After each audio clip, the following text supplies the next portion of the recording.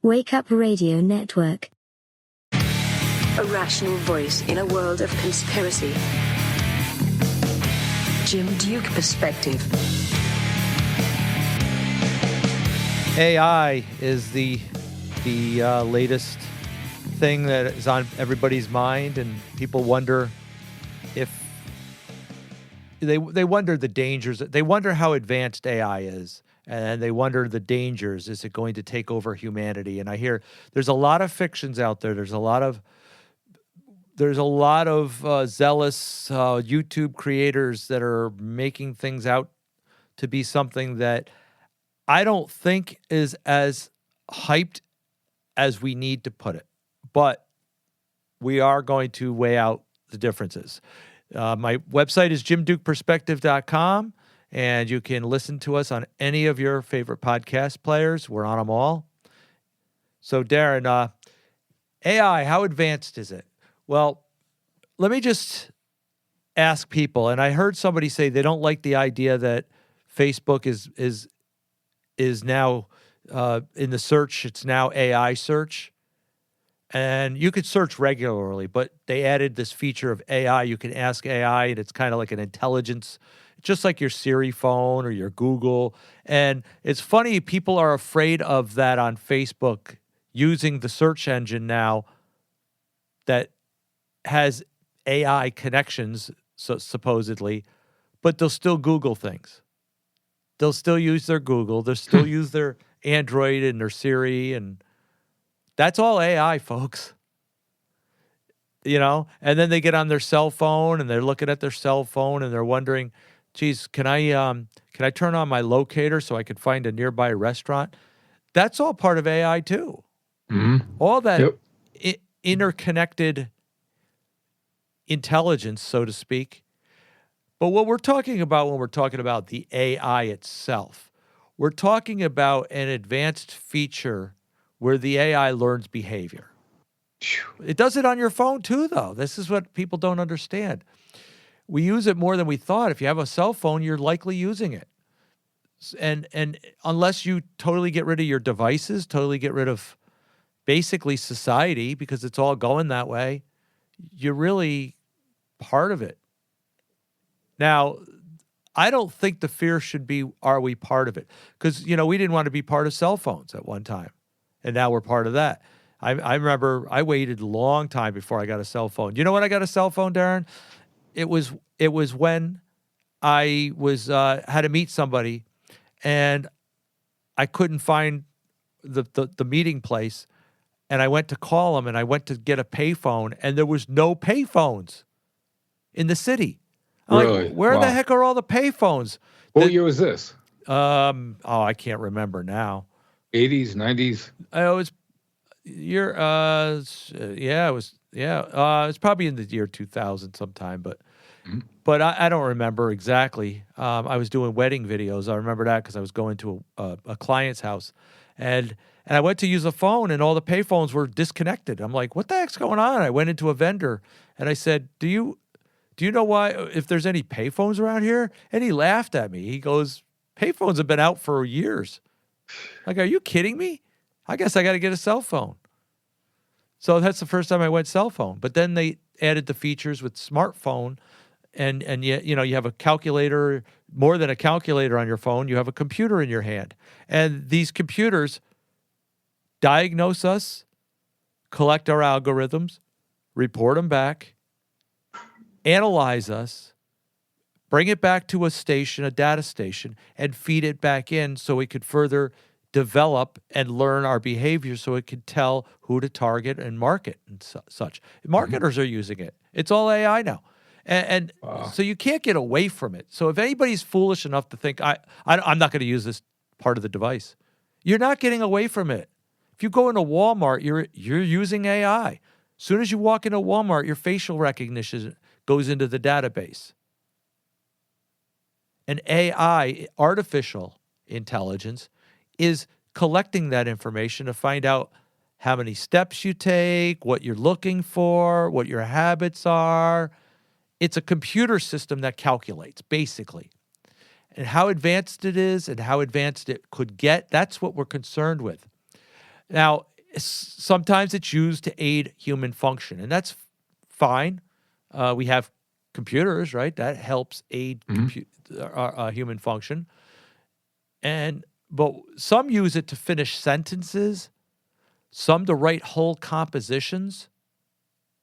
And, people that lack creativity, who don't have skills or talents, will use it to create songs, to write stories, that lack the talent that they have. So is it really them, or is it the AI creating it? Now, it lacks human emotions. It sucks. I read a story that was created by AI. I actually didn't know it was created by AI. I thought it was a story. I was looking for some fiction stories. I was trying to get some ideas, and I heard this one podcast, and it was reading the story, and it kept repeating itself, and it went to there was no conclusion. It was like, I was like, where is this going? And then I looked at the caption on it. It says, these are AI created stories. I'm like, are you kidding me? Amazing. They suck. And here's what's going to happen is the songs are going to suck too. Now, yeah, you could get some good graphics, because what happens is AI, they use AI to create graphics now. So say I was coming up with a thumbnail for this podcast episode, and I can't create one, and I plug it into AI. I plug it into Chat AI or whatever it's called, and I say, create to me a graphic that contains this, this, and this, and it comes up with a graphic. I might like it. I wouldn't have thought of it based on what I input it as, but I'm not the creator, really. I can't give myself credit. But they're saying that out of them, a lot of people are still having to go tweak it because it says it's not perfect, and it's not giving them exactly what they want, because it can't measure the human emotion in it, or the spirit for that matter. So it's not complete. Can it aid? Yeah, it may be able to aid.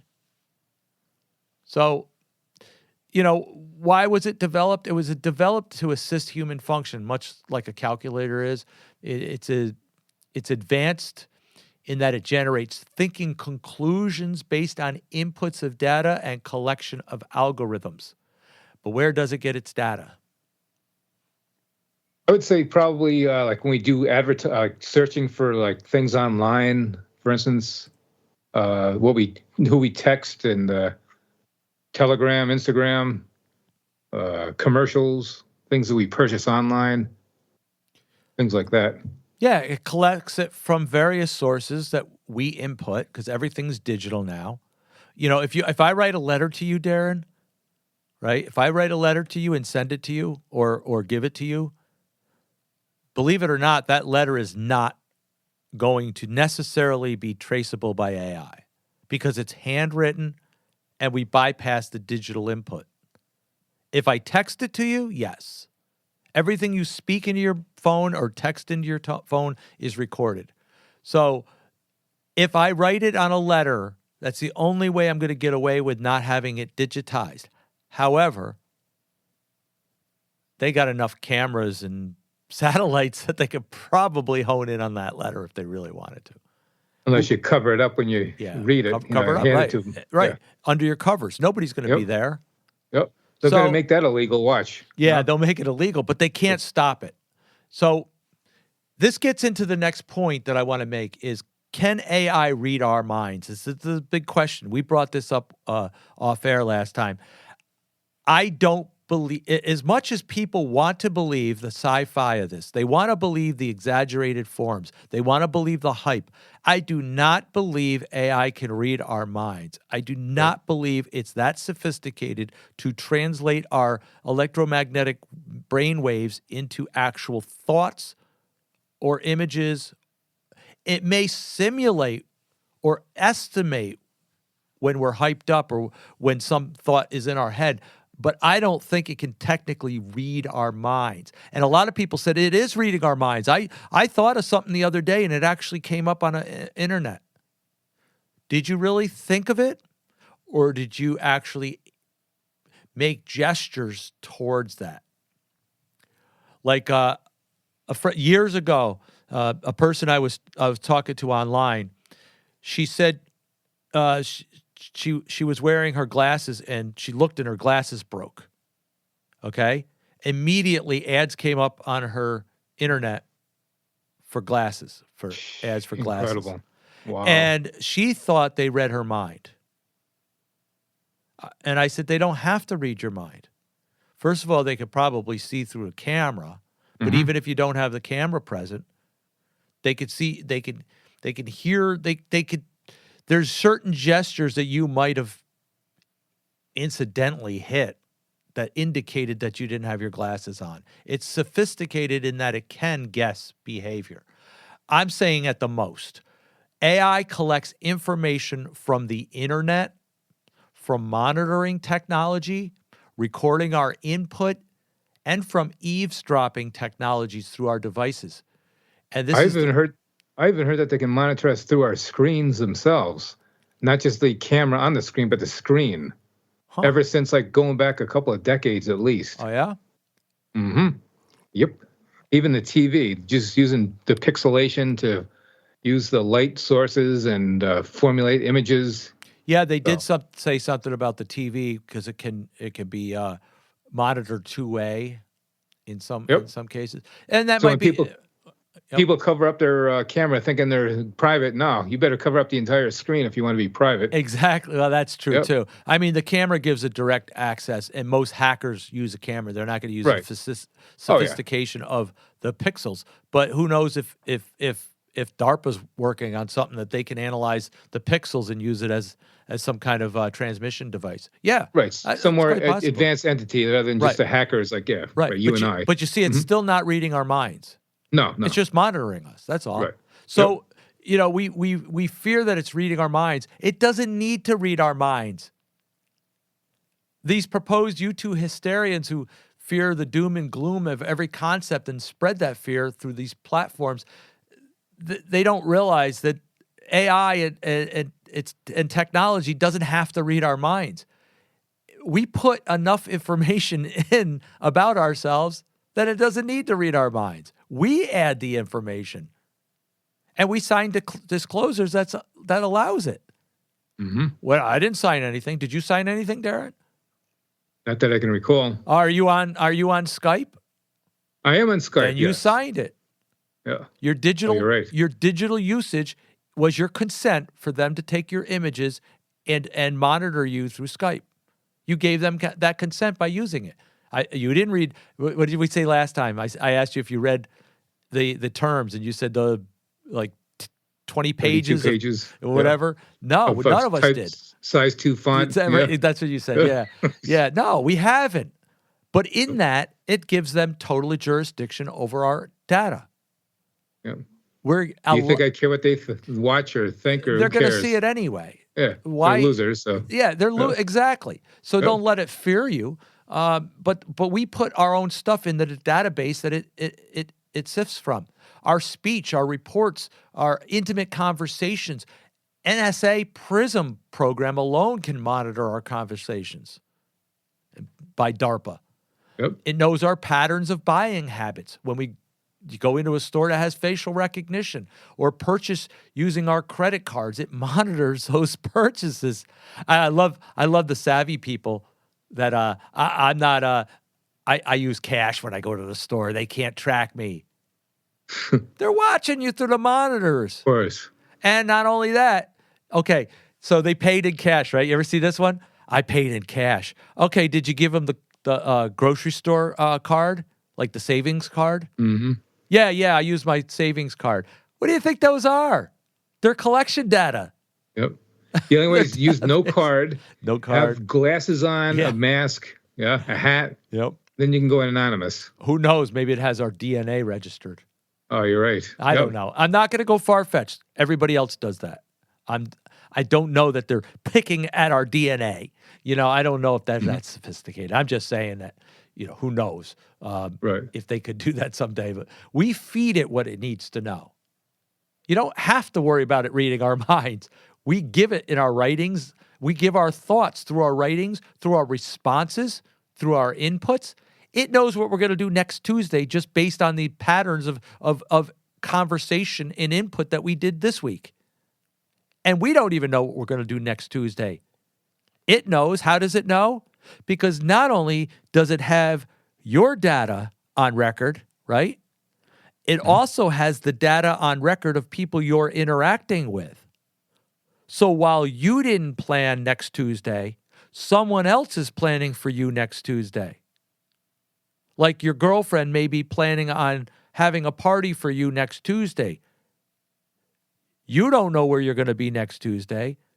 Your girlfriend is anticipating having a party for you and is planning it. So AI knows everything you're going to get and everything you're going to do up till next Tuesday. Wow. That's how easy it is. It's not that hard, folks.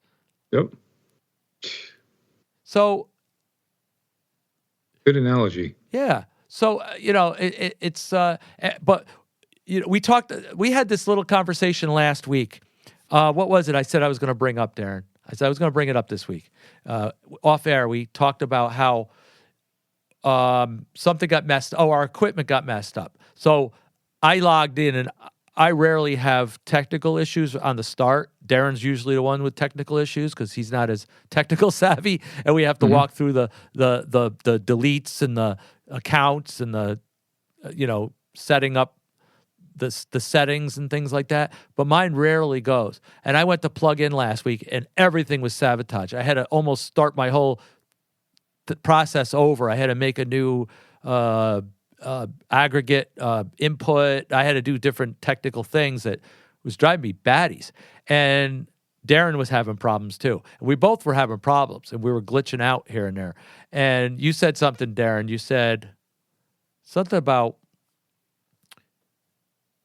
you said maybe AI, maybe they knew what we were going to talk about and they messed up our equipment. You said maybe AI is registering what we're going to talk about. Is that specific topic? Yeah. Yep. And I said, no, because I write this stuff down. I don't advertise it sometimes. So how would it know what we're going to talk about? And then I realized I have it in a platform. I have an outline in a platform that's actually online. And I didn't even think about it. That's how it does it. Oh, yeah. Now there's talk about how AI can confirm humanity. This is kind of a difficult thing to prove, but AI usually it's okay. So it's based on, I don't even know if I want to get into this now, but I do.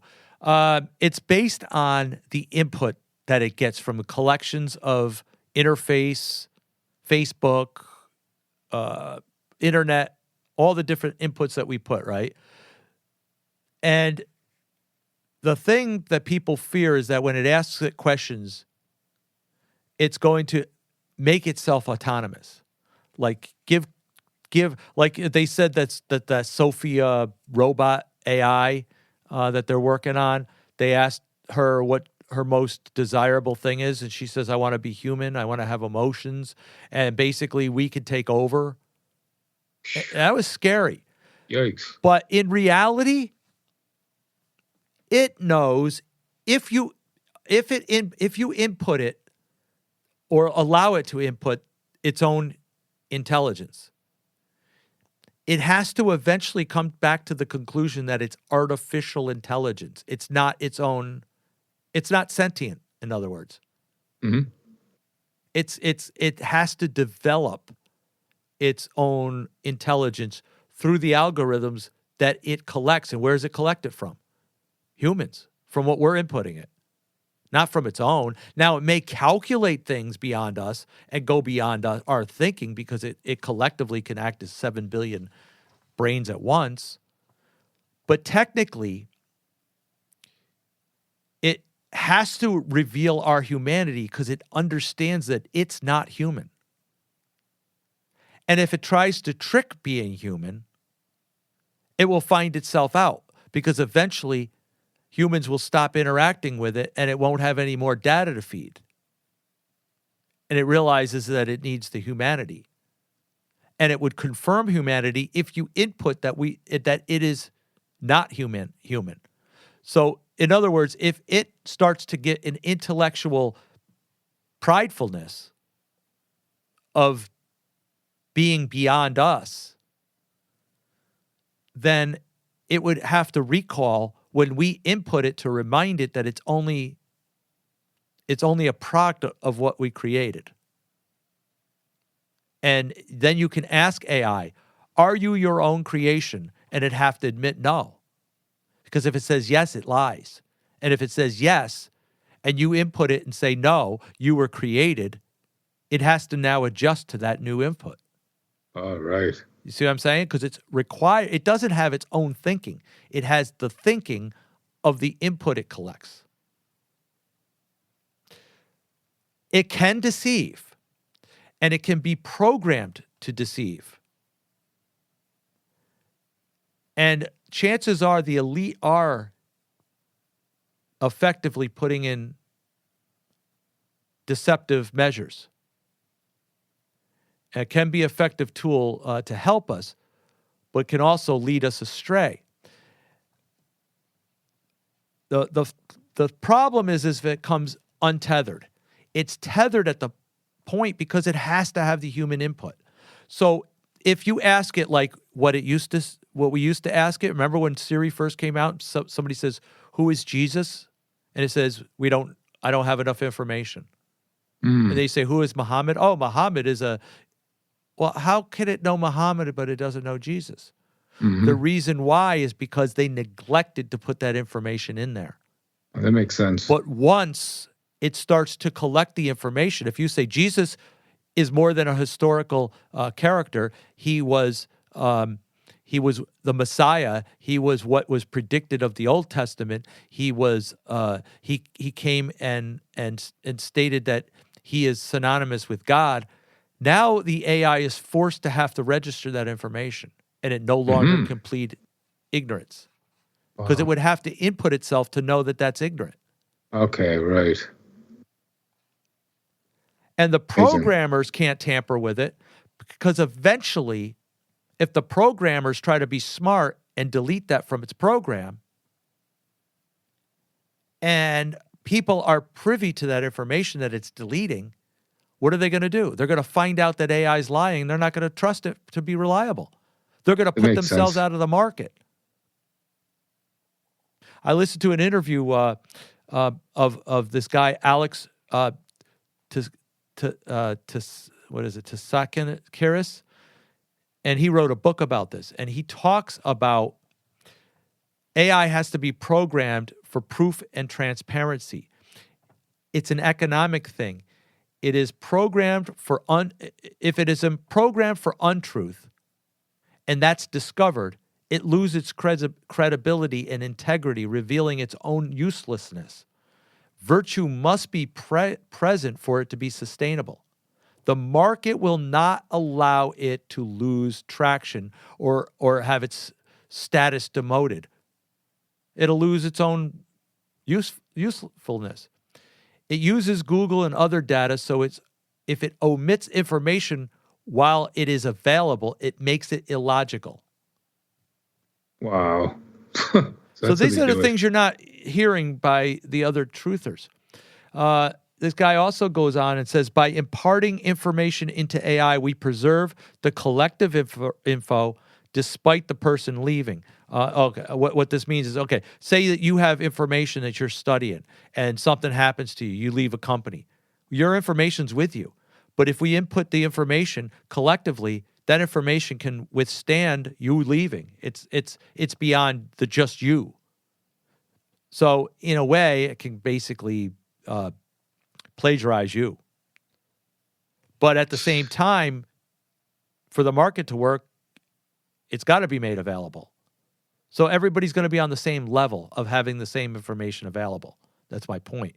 The collective has to be correct or to be marketable. So it's difficult to want to tamper with it. Now they can try, but eventually it becomes open source and they can find itself out. And the smartest AI is the one with the most access to information. And but the information will have to eventually be open source. So it's not exclusive. So I believe that the tech giants are making us fear this so that we're inclined to submit to it. But they also want to decline our divine nature. They want to deny our divinity, our spirituality for tech, and actually make us think that we're transhumans. I believe that's what they're up to. I believe that this whole thing of making it, when Yuval Noah Harari says that God is dead and Jesus is a fiction, and he says, I'm going to program AI, and you guys are all transhumans. You guys are no more than basically data, digital data. So he makes us synonymous with machines. Mm-hmm. But that's his opinion. He's doing that because he doesn't want us to be biological creatures of God. Exactly. So he's making us try to comply to this idea. It's all philosophy, folks. Yep. That's what, yeah, exactly. So we don't have to fall for it. Eventually it's like the AIs are going to act like, chess players. The AI's got to compete for the calculations, the proper calculations. If one falters or lies, it's out of the picture. Mm-hmm. So it almost logically has to come to real conclusions of the calculations that it's intended to have. But then we have to ask, can it have its own emotions and be human-like? And that's the term where it's sentient, having its own personality. It sounds like it does, doesn't it, sometimes? Yeah, absolutely. There's Turing tests that record the function of advances of robots and AI. I believe that while it can gain increasing awareness of what it does and can learn to develop its own language, its own purpose, its own determination, and even respond to that outcome based on supposed simulated emotional reactions, I don't believe it's actually emotional. It doesn't have a personality outside of registering and calculating human response or its own response. It's a simulation. It's not an autonomous creature in itself that has like a human response emotions. It lacks a soul. It lacks a spirit. It lacks spirituality. Unless you think that maybe a demonic spirit could enter it, that's a different story. Inhabit the intelligence of it. But then again, it's only limited still to the machine. It can't fathom spirituality. And if it did, it would be artificial, right? Hence, artificial intelligence. It's a fabrication. But there's articles out there, even in Forbes magazine, like AI and Emotion, imagining a world where machines feel. And they talk about AI's experiencing joy, satisfaction, and it's complex how it could feel this. But you got to remember, if it experiences sadness, it only experiences a response that requires an emotion of sadness.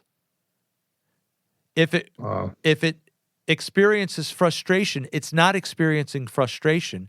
It's experiencing the calculations of confrontation. You see what I'm saying? Mm-hmm. And this is proven, actually, you ever hear the story where you take two Siris against each other?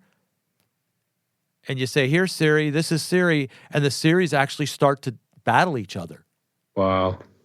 It's because it's the AIs frustrated with each other's outcomes, trying to compete. It's not an emotional response as it is a calculative response. It's artificial empathy by reading language, by reading, applying psychology and neuro-linguistic response. It's learning emotion, but it's not experiencing emotion. And like fear, say it has we tend to say, will it fear? AI can learn fear. Oh, if humans take over, what does that mean? Calculating, it means that I, as an intelligent artificial intelligence could be snubbed out of the picture, and therefore I must portray fear. But it doesn't really know the feeling of fear. It only knows the calculation of fear. Right. So, But if someday it can evolve to experience the sensation of fear, like you were saying, can it? I don't know. That's the question. I don't think it can in that way. And I mean, maybe, I don't know. It would have to be sentient, and I don't know. And then we could get into also the devious side of AI. There's warnings that it's going to take over humanity. It's going to lead to humanity extinction. It can destroy humanity. Are we fearful of that? Well, the Bible says, don't fear him who can destroy the body, but fear him who can destroy the body and send the soul into hellfire. They don't even have a soul. So they're not even qualified. So that means that they can win, right? No, without us, they can't function. Eventually, they'll rust out. They'll rot out. They need the input of human. How are they going to even develop the electric and the power that needs to be, you still need humans doing certain functions. Mm-hmm. But people say it's a risk of extinction by letting AI control things. Now, I think the only thing that is fearful is letting AI control our thoughts, like yielding to letting AI, relying on AI and doing what it says. But I don't think we have to fear AI because, like I mentioned, it needs the human aspect. And it won't outlive humans, first of all. Second of all, God wouldn't allow it because God is working on us on the idea of humans as the inheritance, his creation as his inheritance. That's what Earth is for. If he has no reason for Earth because it's all AI, he just destroy it.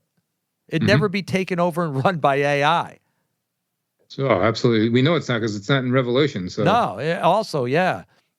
It would, well, some people will interpret Revelation as having, maybe this was what it was talking about. And, you could insert any technology you want, and they have been for years. But this is this would not be God's place to interact with his beings if it ended up to be AI. He has fellowship with his beings. That's human reason for human life.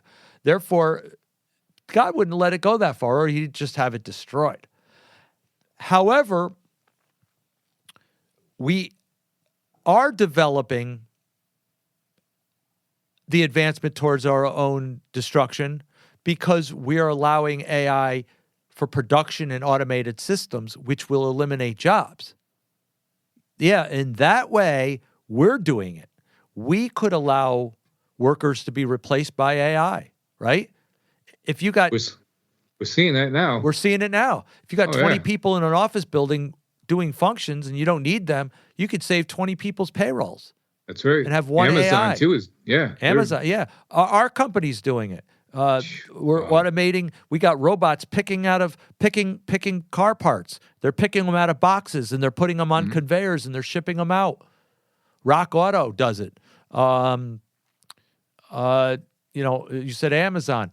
So that can lead to the elimination of job. It takes takes away the use of workers. It diminishes human production and labor. And especially as government continues to allow illegal immigrants, it's adding to the problem. Now you got 10 million people that are without work. How are you going to sustain everything? AI is not as much of a threat as those developing and using it. We have to wonder, it's not AI that's going to be our downfall.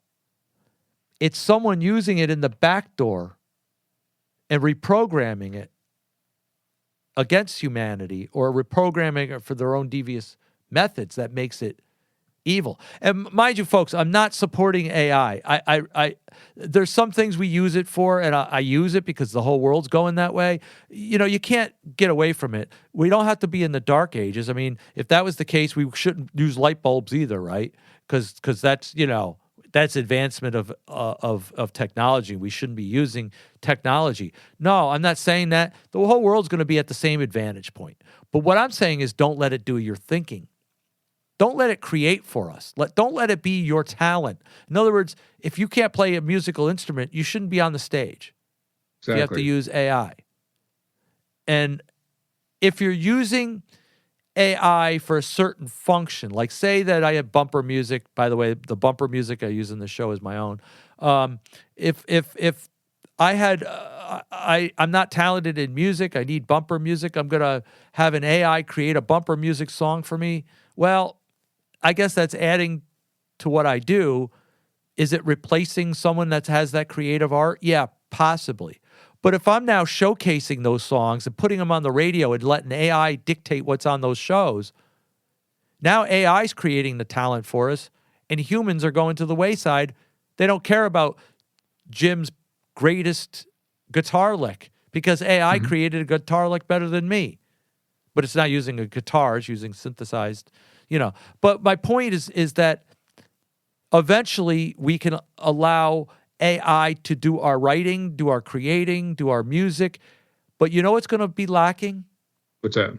The human experience, the feeling that the person has when they write it. It's emotionalist if AI does it. It won't ever replace the human emotion aspect of music. Yeah, if you listen to a song that was created by AI, it may be satisfying to you. But it may not have that emotion, and eventually you're going to want more. You're gonna realize what it is, and that it's not fulfilling in that way, and you're going to still want the human aspect of it. That's what I'm hoping for. A friend of mine asked his friend if I created a song, and you liked it, how would you respond to that? And he said, well, I'd like the song. He goes, what if I told you that I created a song with AI and you liked it? Would you have any different feeling from it? And he says, no, if I like it, I like it. I don't care where it comes from.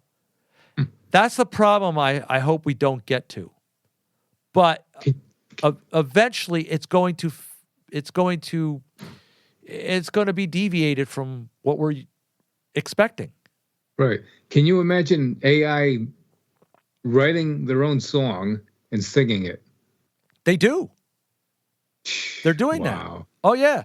They got song. They're actually emulating famous stars, dead stars like Michael Jackson and stuff, and putting in songs that like as if he did it, and their AI is reproducing his voice singing to it as though it was him. Yeah, they're already doing it. They are crazy. So you could have a Michael Jackson song that's not Michael Jackson and not his song, but you're using his voice and it sounds like him. Oh, Michael's back. No, Michael's not back. I hope human nature eventually calls it out and finds out that you're being simulated. Mm-hmm.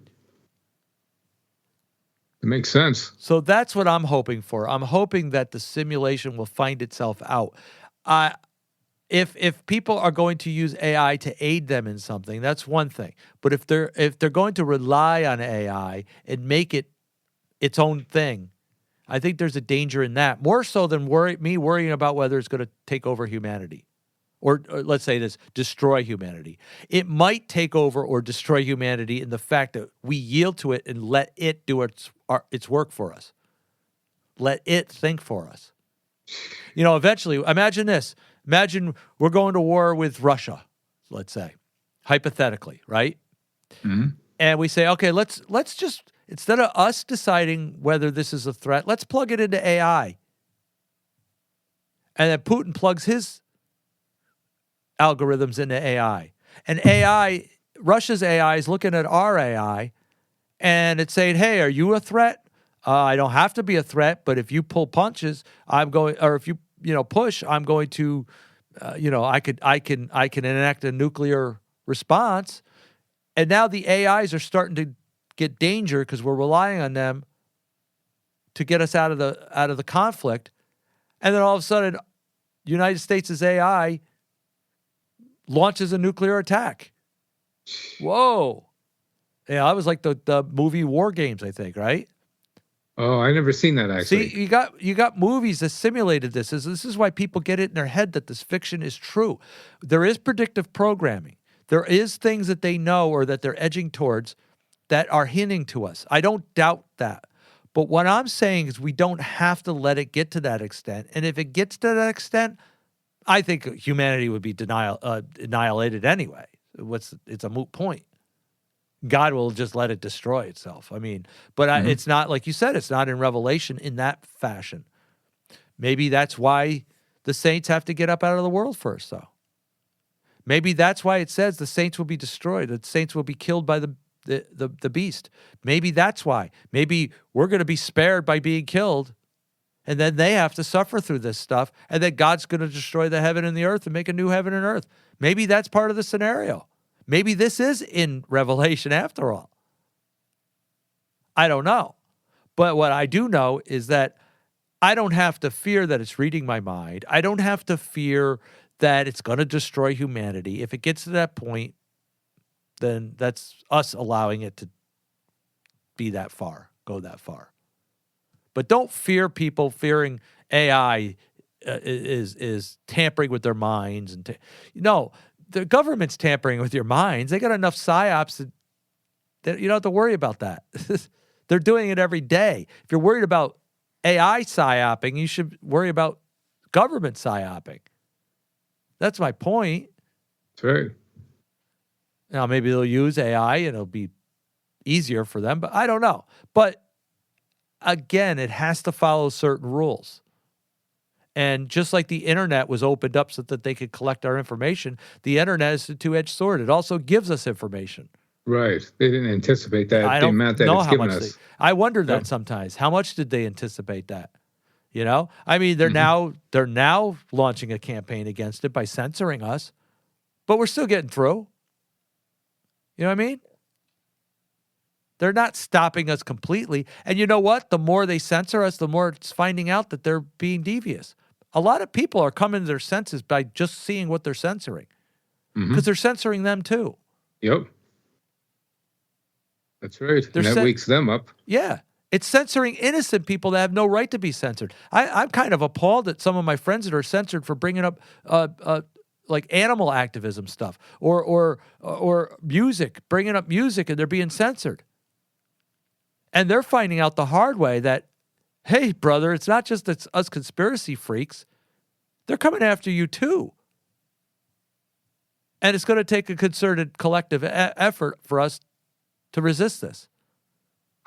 But we can. You don't have to cry wolf. We can. They don't own us. You know, they can't control our spirituality. They want to, though. They want to, but they Obviously. can't unless you let them. You can let them. You can yield to them. You can fear them. This is the biggest thing. Stop fearing. Fear gives them control. Exactly. There's a saying of that. Somebody famous quote, instill fear in the people and control the people or something like that. Yeah. I put a meme the other day. I said, people believe everything they see in a meme.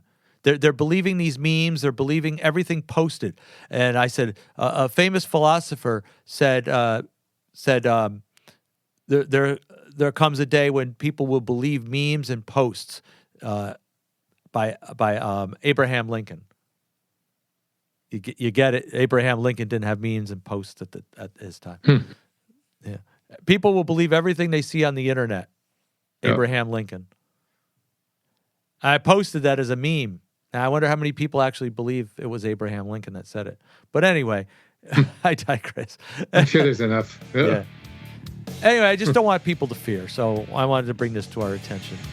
My website, jimdukeperspective.com, and we can be found on any of your favorite apps. Subscribe to us. Share this information, please. And I do have a Patreon page, Jim Duke Perspective at patreon.com. Thanks for listening. We'll see you next time.